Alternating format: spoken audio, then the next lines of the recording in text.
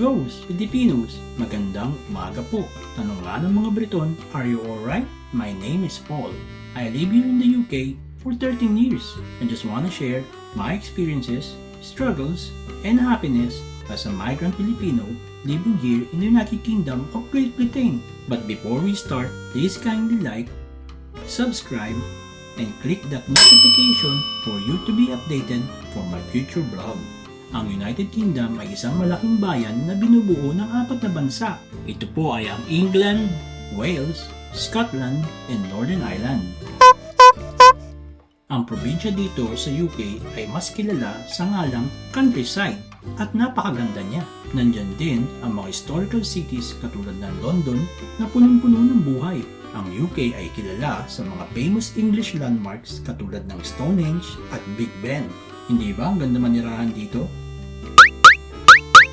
Bagamat napakalaki ng United Kingdom, ang vlog po na ito ay tatalakay lang sa parte ng England kung saan ako na ay naninirahan. I migrated here since 2008. My first impression was overwhelmed. Wow, this country is so phenomenal! Ang ganda naman ng bansang ito, ibang-iba sa Pilipinas. But migrating here got its pros and cons. It's very important for you to know this before you migrate here in the UK. And if you already here, it's an advantage if you know the pros and cons living in the United Kingdom.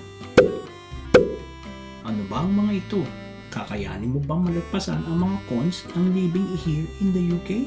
Ako po ay nahirapan at maging sa panahon ngayon ay hirap pa rin sa pamumuhay ko dito sa England.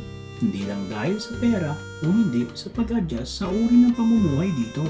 England has beauty and opportunity, but let's take a look at what else makes it worth migrating and living in the UK. Kaya tayo na po magsimula.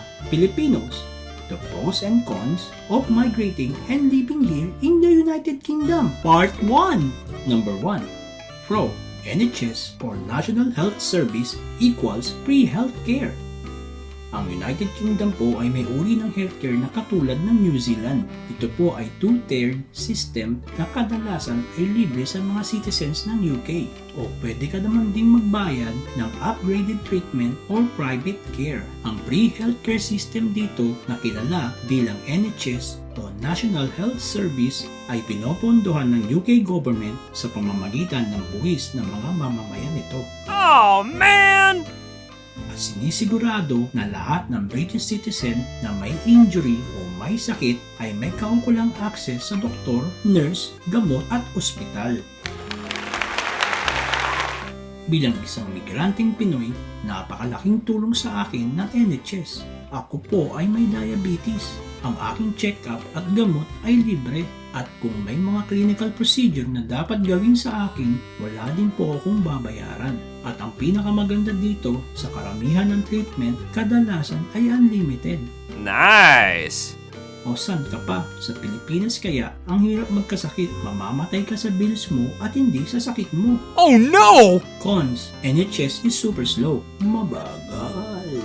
Oh man! UK free healthcare system has a drawback. Ito po ay may kabagalan. Para bang pagong? Hindi naman. Sa kadahilanan na maraming pwedeng maka-access ng healthcare system ng UK dahil ito po ay libre at hindi ka mag-aalinlangan na magpagamot at walang mataas na bills na babayaran katulad sa Pilipinas, and because of this, British citizens have to wait weeks to get in to see a doctor. If you have an appointment with a specialist, it can take months. Ganun. Ako po ay nakakaranas ng ganitong delays sa aking treatment. Pag masyadong busy ang mga clinics dito, ang least appointment na pwede ka nilang makita ay 1 linggo. Kung mamalasing ka, baka abutin pa ng 1 buwan bago makapag-appointment sa doktor o nurse. May solusyon naman dito. Pwede kang kumuha ng private healthcare insurance na magbabayad ka ng additional. Medyo may kamahalan ito, pero priority ka naman sa mga appointments katulad ng check-up, clinical procedures, surgery, and as such. Number 2. Pro. Cheap airlines equals travel galore.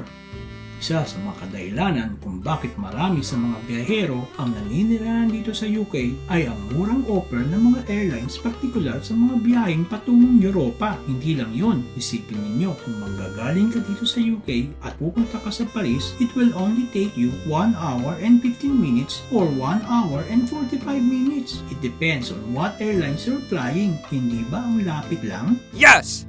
Lipad na! Bagamat sa kasamaang palad, hindi pa po ako nakapag-travel sa Europe kahit 13 years na ako dito sa UK. Makikita mo naman sa mga websites dito ang mga cheap airlines katulad ng Ryanair at EasyJet na nag-o-offer ng murang packages patungong Europa. Kung suswertihin ka, makakakuha ka pa ng ticket one way na nasa halaga lang ng 10 pounds. Tip lang, kung gusto ninyo ng murang packages patungo ng iba't ibang bansa sa Europe, mas maganda mag-book kayo ng school days, lalo na kung ikaw ay walang anak o dalaga o binata. Mas mahal ang mga travel packages dito kung kayo po ay magbabakasyon ng school holidays. Con, Visa P is expensive and it means less accessibility. Sa katulad nating mga Filipino migrant na ang kadalasang dahilan kaya tayo nakamigrate dito sa UK ay dahil sa trabaho natin. Usually, working visa, dependent visa, yung mga iba naman ay spouse visa.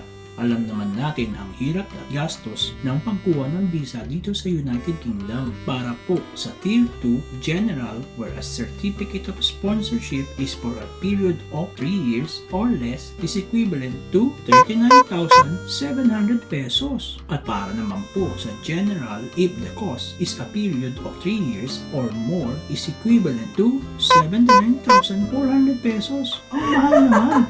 Bukod sa mahal, napaka-komplikado pa. Kailangan ng biometric checks. Kinukuha din ang passport mo ng ilang linggo para i-background check ka. So, if you want to migrate and live here, you better plan ahead if you want to move to the UK and start saving money for the visa. Number 3. Pro. Easy access to Europe. Ito po ay isang benepisyo ng nakatira dito sa England. Walang kahirap-hirap ang papunta sa Europa, kaya karamihan sa ating mga kababayan dito kadarating pa lang at wala pa nga silang isang taon dito sa UK ay nakasyal na sa Paris. Wow! Paris! Napakadaling pumunta sa iba't ibang parte ng Europe kung ikaw ay naninirahan dito sa United Kingdom. Bukod sa Heathrow Airport na hub ng travel ng buong mundo, nandyan din ang mga murang tickets ng mga airlines. It is so easy to pop over Europe when you feel like it. Halika na, Paris na! Cons. Great exit.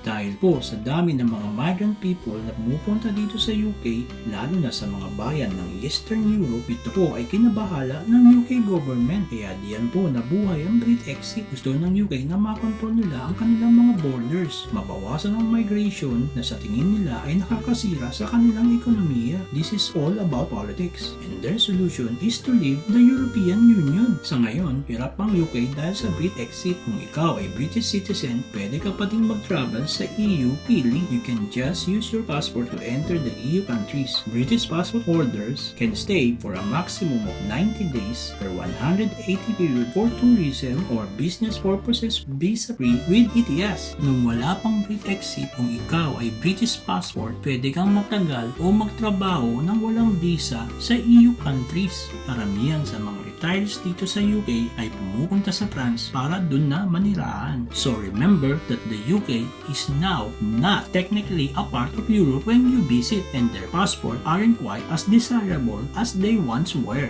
What's the matter with you? Number 4. Pro. Snow is not bad at all, or not much snow. Winter in the UK is a benefit to living in England. They barely get winter here. Kung i-compare mo ang winter ng Canada sa UK, ang winter dito ay autumn lang sa Canada. And I think it's not bad. Ang snow sa parte ng katimugan ng UK ay kakarampot lamang at madalas wet snow pa. Paglapag ng snow sa pavement, tunaw na. Sa parte naman ng kanluran ng UK, lalo na sa Scotland, madalas mag-snow dito bagamat wala din itong sinabi sa snow sa Canada. Okay na ako sa winter ng UK, lalo na dito sa England. Ang akala ng mga Pilipino, napakaganda ng snow. Ang totoo, exciting lang yan sa kauna-unahan mong makakita ng snow. Pero sa susunod na experience mo at may heavy snow na, patay kang bata ka. Oh, man! Ang hirap kaya maglakad tapos madudulas ka pa. Cons. The weather is unpredictable.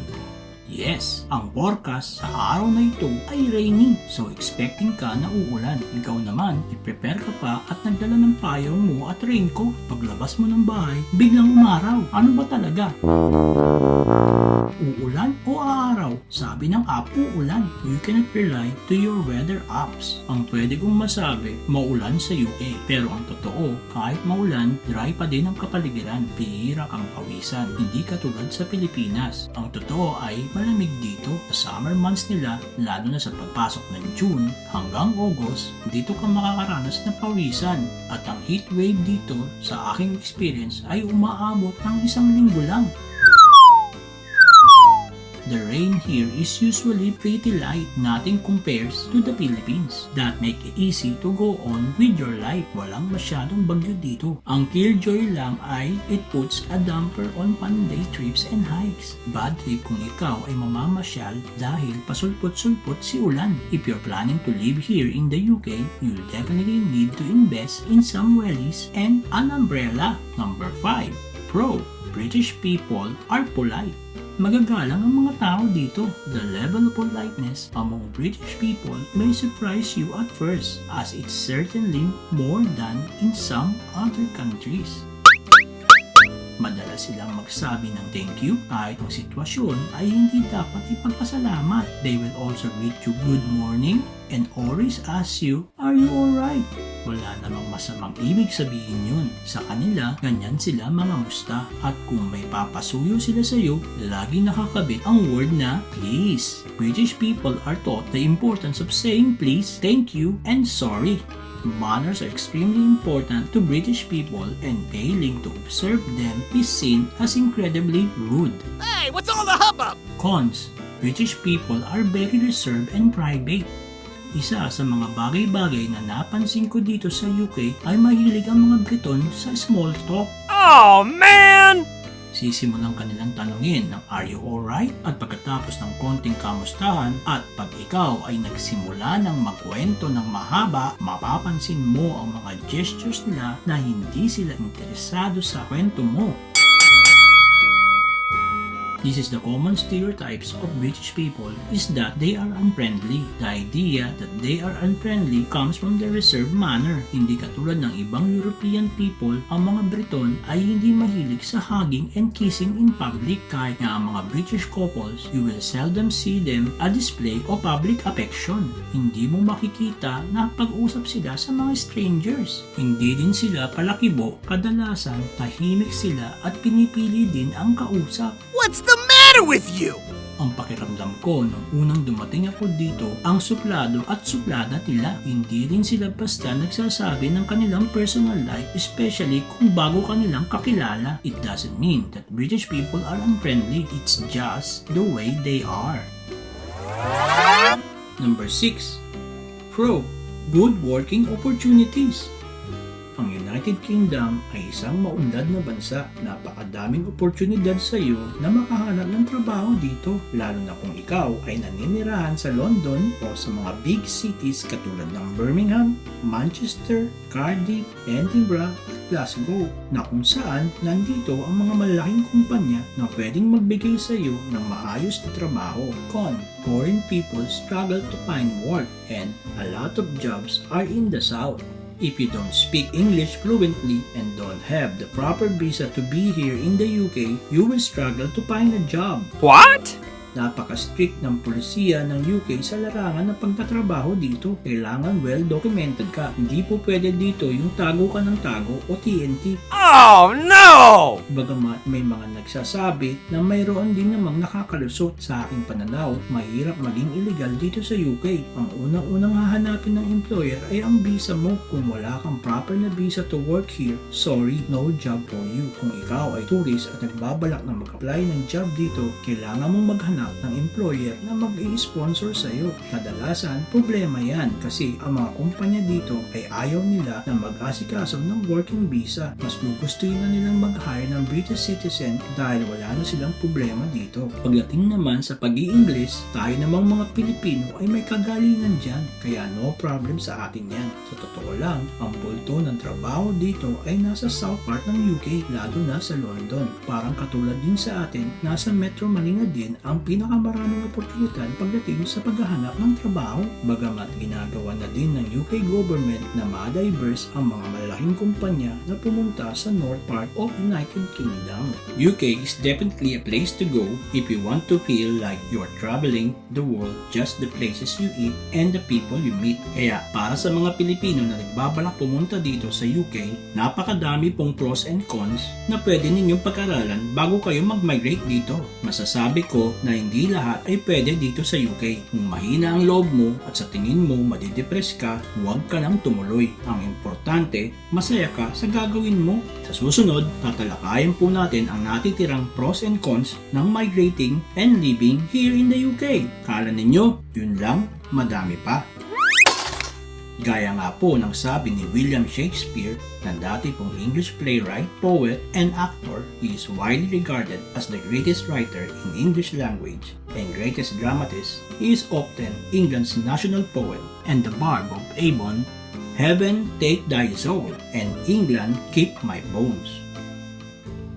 For the way it goes. Maraming salamat po. Until next time. But before we go, please kindly like, subscribe, and click that notification for you to be updated for my future posts. Be proud, Filipinos!